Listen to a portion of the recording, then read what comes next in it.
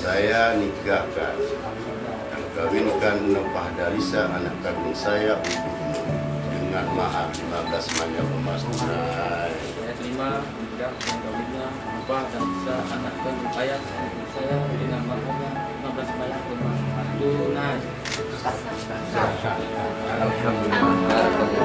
Aku ciptakan kalian berpasang-pasangan, maka saling membutuhkan antara dua yang berbeda tadi. Demikian pula seorang laki-laki, kalau wanita butuh orang yang melindunginya, yang menjaganya, yang membelanya. Kalau laki-laki butuh orang yang menenteramkan jiwanya. Sumpahnya dia di luar, butuh ada yang menenteramkannya di rumah, menghilangkan kebingungannya, menghilangkan stresnya di luar rumah. Adanya seorang wanita